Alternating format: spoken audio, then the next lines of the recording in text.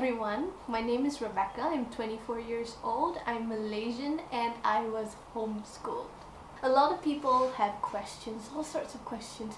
How did you go to college? How can you survive in the modern world? Did you have any friends? What did you do? Did your mother have to become like a teacher and teach you? So I'm gonna answer all these kinds of questions in this series. And if you want to read more, I also write about education, alternative education, homeschooling, etc. on my blog missmui.wordpress.com, and I also have a little Facebook page for that, Miss Mui on Facebook. Okay, so the very first question is, how long were you homeschooled? So I was homeschooled for most of my childhood. I would say the majority of it was between age 9 to 19. That was when we were officially and formally homeschooling, and I also was homeschooled before preschool and after preschool. Okay, let's get into the timeline of it. So from 0 to 3 years old, I was at home. I didn't go to any childcare. I was mainly at home with my mother, father, and also visiting my grandparents and aunts and uncles and all that. So these were the people who were my first teachers. And as an early childhood educator, of course, I definitely believe more than anything that parents and families are children's first teachers. So it doesn't really matter if you are homeschooling officially or not homeschooling, or if the child is young and you have them at home with you. Actually, all the experiences, just the little things, the everyday experiences, these are what really contributes to development and to learning later on. Early childhood is like so important. We think the early years are just about play, and you know they're not learning anything useful because they can't do copy work and they can't do worksheets and they're not learning ABCs. You think that it's not worthwhile, but the truth is, and I'm a little bit off topic, but the truth is that young children are learning from the day they are born. They are listening to what their parents say to them when you talk to them in baby language. They are learning as they explore the world, as they touch things.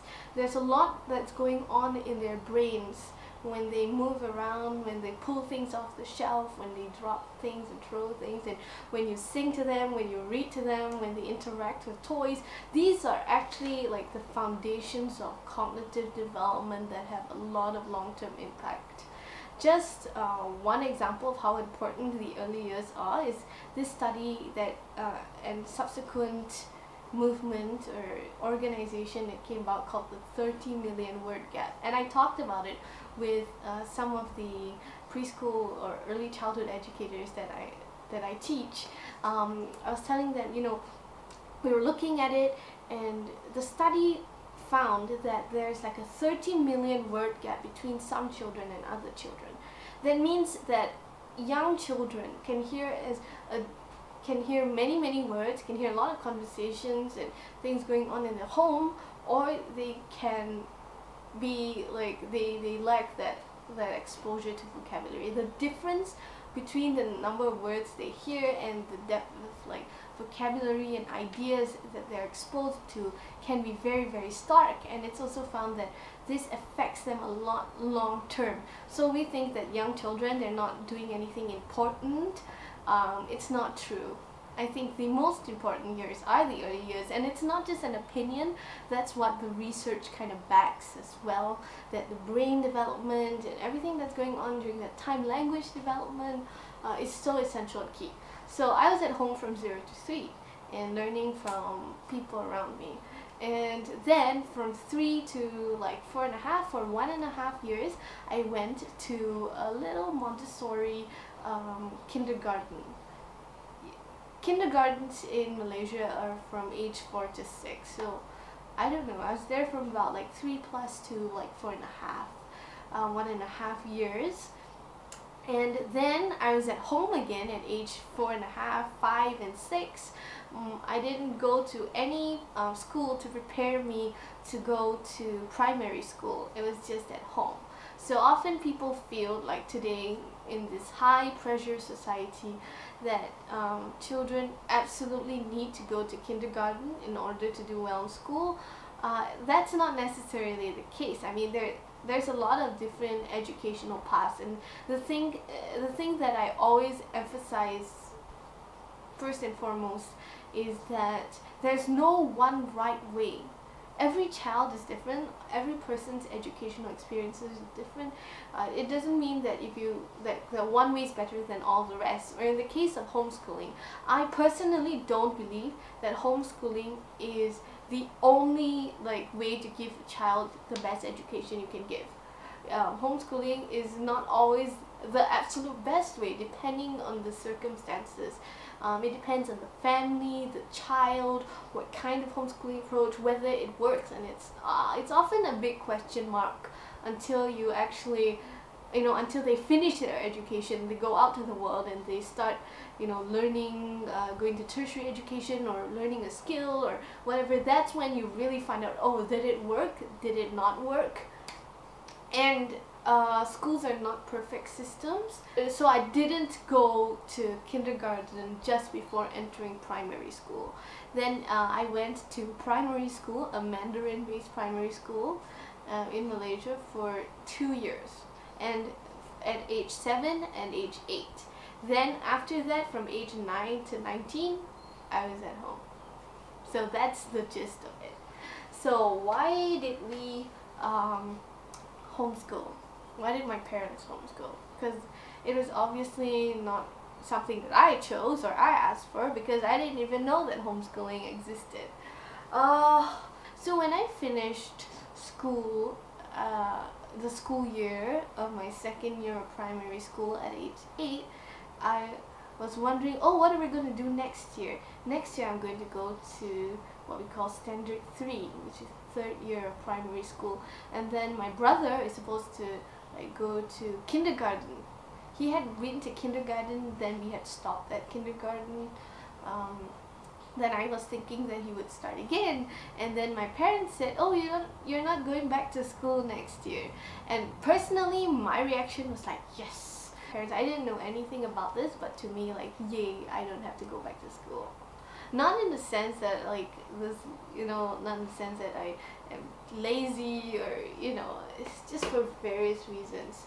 Because for 2 years, from my experience, I'd been in this very strict Mandarin-based school, and the education at that time, the system for that kind of school was heavily based on, basically it's an exam-based system. We have 4 exams a year. We have a lot of homework and memorization. I would come home, I remember distinctly coming home when I was 8 with 10 pieces of homework to do, and that's coming home at 6 p.m. and then I have so much homework to do, and then I go to sleep. So sometimes I would only sleep 11. We would have a lot of tests. We would have weekly tests like spelling tests, memorization tests, and I actually did okay in school despite coming from a home where we did not speak any Mandarin at all. I'm still the only person in our home here that actually speaks Mandarin. It was really helpful that my parents didn't have this strong expectation that you have to get A's on every test, which is apparently very common. For many reasons, my parents decided to change from that to homeschooling at age 9. Yeah.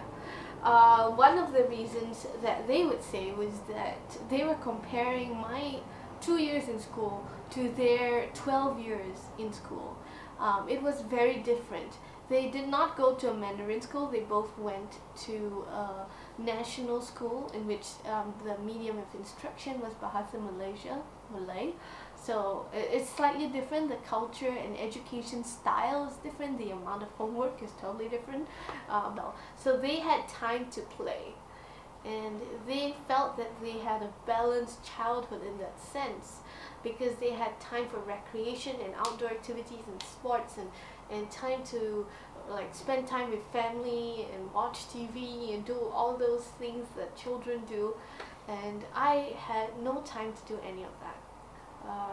The school days would just consist of copying writing down things from the whiteboard. So that was about it. It was highly academic during that time. So that would be my school experience.